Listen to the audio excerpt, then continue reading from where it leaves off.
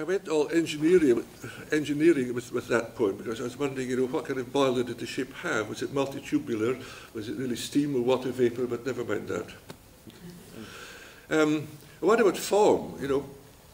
Lots of Martinson's poems rhyme, and that is a huge problem for translators. I'm a coward. If I find rhymes, I turn the page and find something else.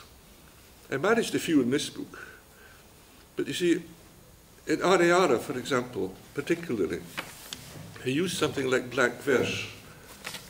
Now, blank verse is very dangerous in English. There's a long, long history of blank verse. Some of the best poetry in English is in blank verse, and some of the worst is. And once you get going in iambic pentameter in English, you can go on for weeks without stopping. And that isn't very nice.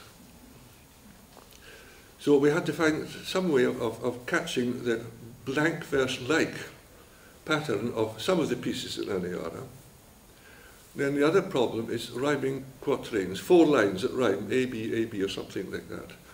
Again, some of the best poems in English have been written in that, and certainly most of the worst ones have been written in that. So there's a tendency towards satire or parody in modern English verse when people write in quatrains. It's not often used for serious purposes now. And that caused great problems for people translating Russian poetry in the 20th century, because the Russians were able to write very seriously, rhyming A, B. Turn that into English and you get things like, roses are red, violets are blue, honey is sweet, and so are you. Sort of things you get on birthday cards, that sort of thing. So much comic verses were written in English.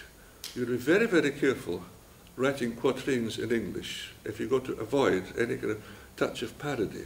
I managed a few.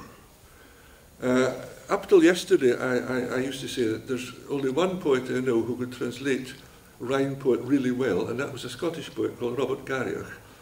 He translated well over 100 sonnets from the Romanesco of Giuseppe Belli, and they all rhyme beautifully, very amusingly. And then yesterday evening, Eva Strum told me she's translated all Shakespeare's sonnets. I said, not rhyming. Oh yes, all the rhymes. So, well, I give up. Sonnets are funny. Once people start writing or translating sonnets, they can't stop. They never do 6 or 12. It's always 100 or 200. Don't start. I'll not translate them. I won't. Okay. Just a short comment before time is up. On you were commenting on the title. Yes. And giving good argument for choosing Chickweed Wintergreen, which is the title.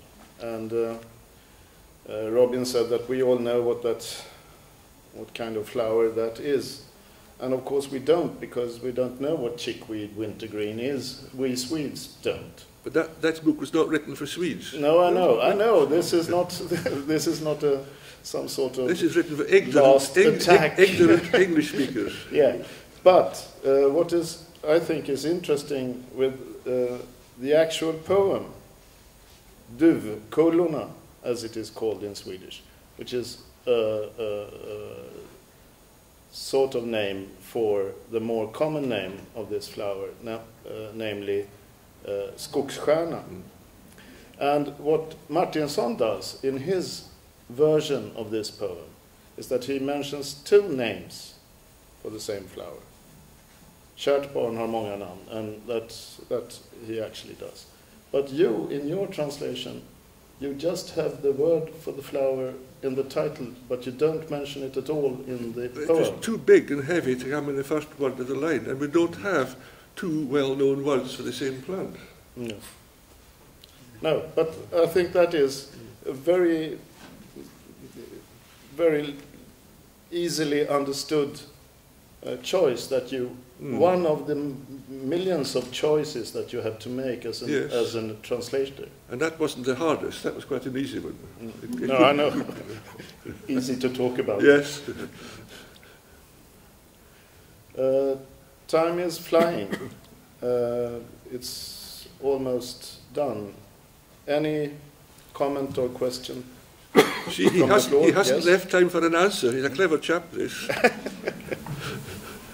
Thank you. I think it's very interesting when Kjell said that the translator should be a bit of a poet. I'm thinking of W.H. Auden when he translated Hammarskjöld. He became too much of a poet. So he sort of wrote verses in English that had very little to do with Hammarskjöld's language. Thank you.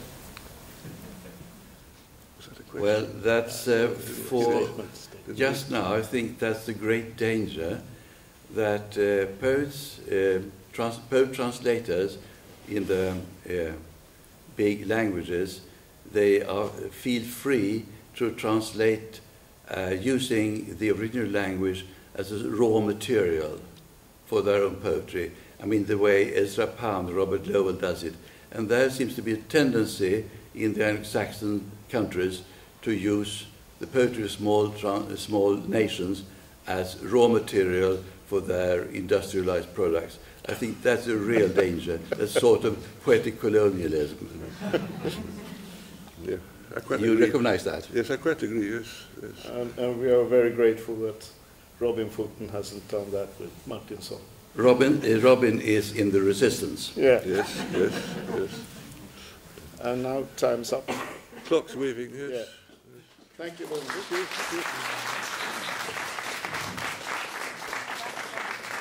would like to thank you as well. Thank you. Thank you so much for your Thank you. participation. Thank you.